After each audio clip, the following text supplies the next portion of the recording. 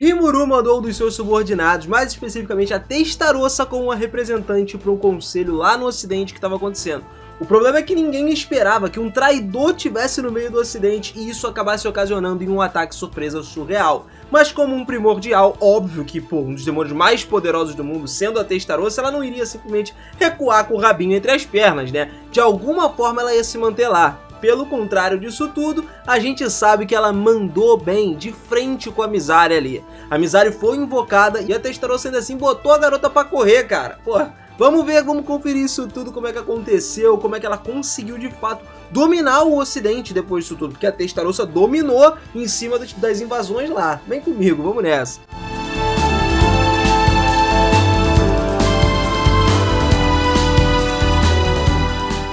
Olá, seus otakus, beleza? Eu sou o Minas e sejam muito bem-vindos a mais um vídeo aqui do canal. Galera, as nações do ocidente estavam passando por uma crise sem precedente. A principal força de defesa da região fronteiriça lá, que estava encarregada de defender dos demônios, tinha desaparecido por razões totalmente desconhecidas. Os delegados de todas as nações, os chefes das nações, tinham se reunido para poder ter uma reunião de um conselho de emergência e discutir incessantemente uma solução para isso que tinha acontecido.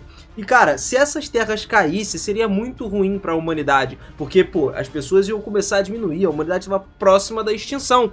Isso não era de admirar, porque os conselheiros que tinham estado nessa reunião do Estado, todos eles estavam em pânico.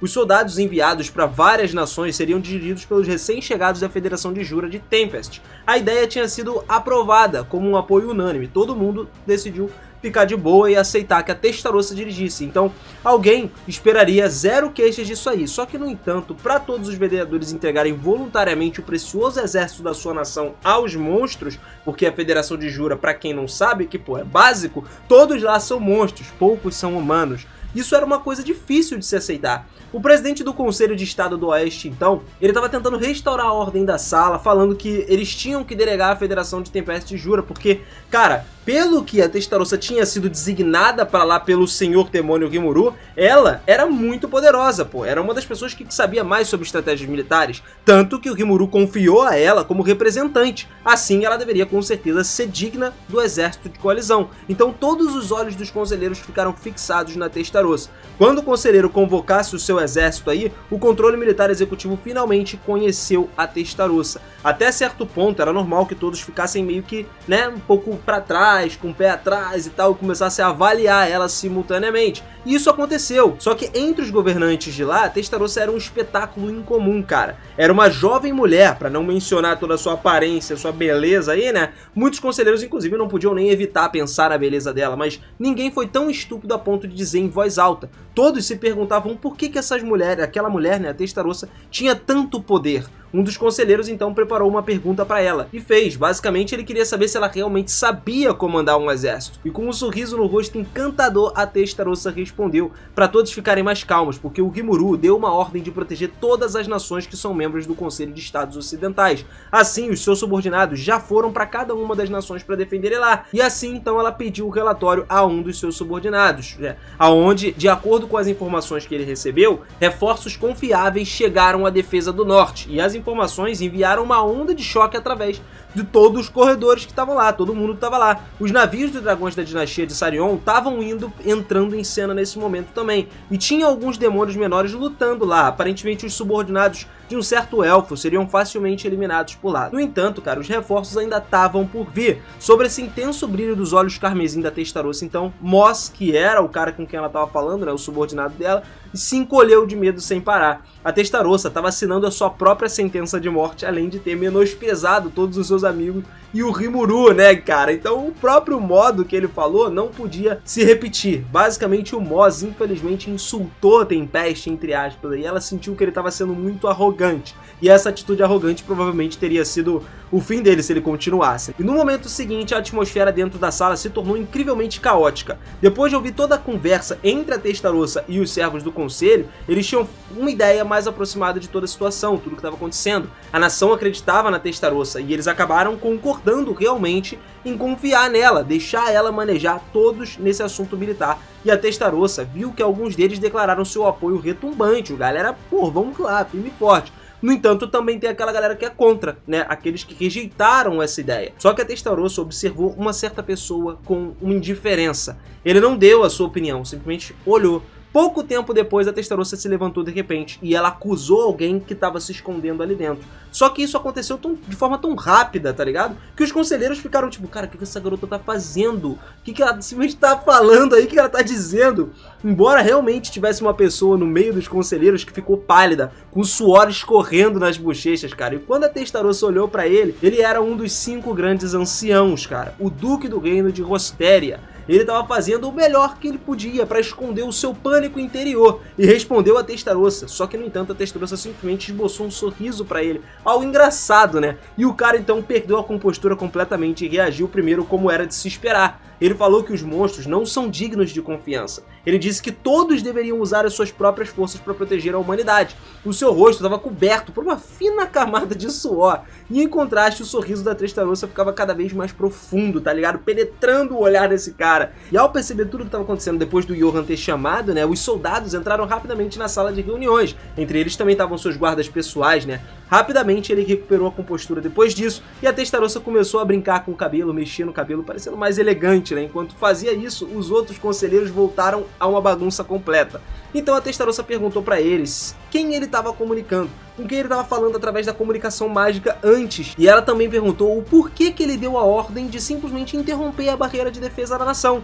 Só que, cara, pô, ele entrou em desespero nessa hora. Ninguém estava entendendo o porquê dele ter feito isso. Os outros conselheiros ficaram estagnados, já que, mano, não tinham tempo para entrar em pânico e imediatamente eles ordenaram aos subordinados que confirmassem a barreira, se ela estava ativa, se não estava e tal, se estava da forma ofensiva lá na capital de Ingrácia. Antes que eles pudessem obter essa resposta, todos sentiram um tremor lentamente começando, que aconteceu em todas as direções, como se fosse realmente um terremoto. E agora, a verdade veio à tona. Como ele destruiu a barreira, isso significa que não dava mais para evitar que os monstros invadissem. Isso traria uma catástrofe gigantesca sobre todos os civis da cidade, né, do reino, do ocidente no geral. Assim, todos começaram a pedir explicação para ele, por que ele fez isso tudo. Os governantes caíram no estado de medo e, sabendo que o seu plano tinha se tornado realidade, ele abriu um sorriso sereno que apareceu no corpo do Johan, né? A barreira tinha desaparecido e por isso chegou a hora dele convocar um certo senhor. Encorajado por Johan, alguém começou a se mover e os rostos de todo mundo, de todos os governantes, ficaram totalmente pálidos ali quando viram esse homem, que era um líder da banda de mercenários apóstolos. Naquele momento, os conselheiros finalmente se deram conta de que Johan era um traidor. E cara, mesmo assim, a barreira defensiva da capital já tinha sido rompida, não adiantava mais nada. Percebendo toda essa situação, todos os conselheiros pareciam desamparados, eles estavam desesperados agora. E seguindo o incentivo de Gerhard, a mulher chamada En começou a cantar. Era uma magia de convocação que ela usou naquela hora. En era líder da equipe do Labirinto da Rebelião Verde e um portador do espírito, né? No entanto, o que ela estava convocando dessa vez não era um espírito, mas sim o Deus adorado pelos apóstolos de Vert. Um portal escuro então se formou nesse momento e lá um ser poderoso, uma força que não foi diluída completamente, cruzou o portão e deu um passo à frente de todos. Era uma beldade de cabelos verdes, uma roupa de empregada vermelho escuro e com o nome de Mizari. Pois é, a Mizari apareceu lá, um demônio nobre agora, né? E em meio ao desespero de todo mundo, o Johan começou a sorrir de satisfação, cara. A Mizari era mais assustadora do que alguns dos senhores demônios que existiam. Não quebraria o seu poder, logicamente, para destruir o reino, né, de Ingrácia total. E mesmo a suposta unidade mais forte dessa nação, os Inquisitores Mágicos, congelou quando viu esse demônio. Então, cara, satisfeito com isso tudo, Johan olhou ao redor da sala de reuniões e o que ele viu em seguida fez ele questionar o que ele estava realmente enxergando. Diante da Mizari, a personificação do horror, estava uma pessoa que exibia um sorriso gentil e visível. O jovem de pé ao lado dela também parecia desinteressado com esse fato, completamente à vontade. O Johan ficou chocado e lembrou que aqueles dois eram da delegação da Federação de Tempest. Quem eram? Testarossa e o seu servo Moss, cara. A reação da Testarossa desagradou um pouco o Johan. Pô, por que ela ficou simplesmente parada, né? Ela tava nem aí pro que tinha aparecido. E olha, o Johan tava mais chateado ainda com a casual e calma Testarossa, que tava agindo enquanto enfrentava a Mizari, que era a calamidade ambulante que ultrapassava os Lordes Demônios.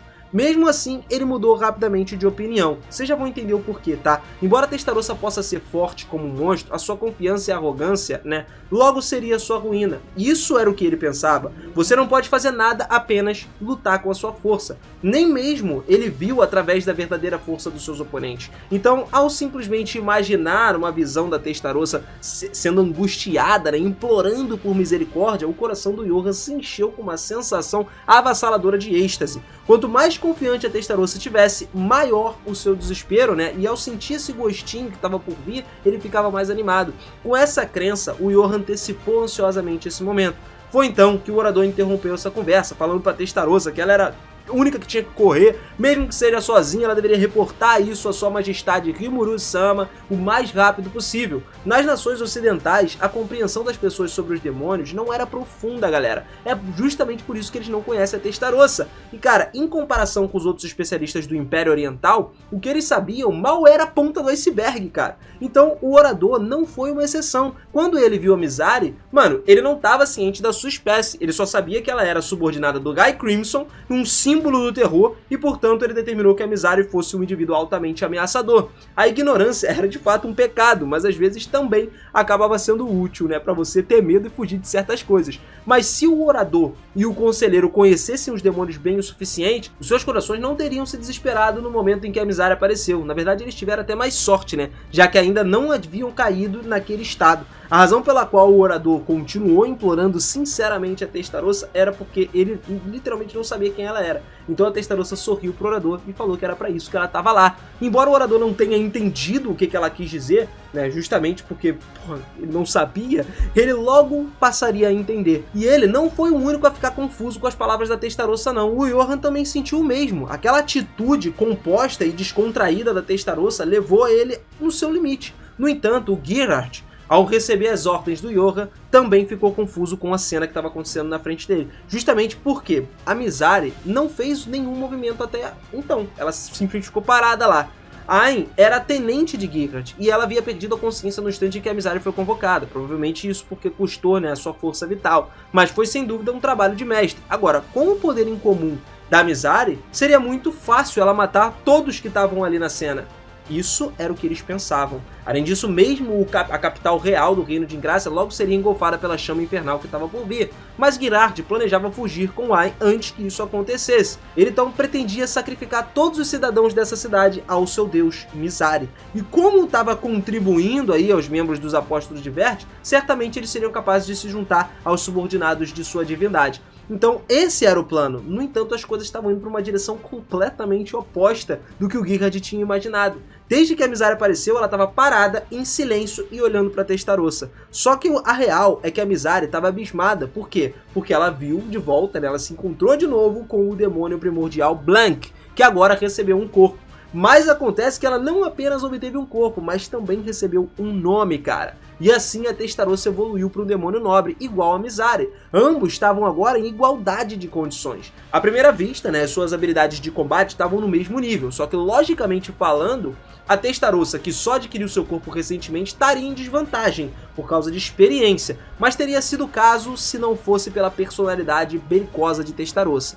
Justamente porque a Mizari, como subordinada do Lord Guy Crimson, lidava principalmente com assuntos administrativos, enquanto a Testarossa, que era um primordial como a Mizari, tinha lutado pelo poder todos os dias da sua vida, inclusive treinando bastante lá em Tempest. Não tinha uma maneira clara de comparar qualquer uma das duas, né, em questão de experiências de combate. Além disso, também tinha o subordinado da Testarossa, o Moss, que estava junto com ela, então podia-se dizer que era 2 contra 1. A Mizari estava até muito calma. Ela imediatamente reconheceu a diferença de força entre ela e os seus inimigos e determinou o melhor curso de ação que essa situação exigia. Ela determinou que a vida dela pertencia ao Guy Crimson e não é algo que possa escolher jogar fora simplesmente pela sua própria vontade, então ela não lutaria. Né? Então a Testarossa até falou pra ela que estava ansiosa para um próximo encontro das duas. Depois dessa declaração aí, a Mizari permaneceu sem nenhuma emoção e os dois ficaram se encarando ali. A Testarossa e a Mizari ficaram olhando olho no olho, tá ligado?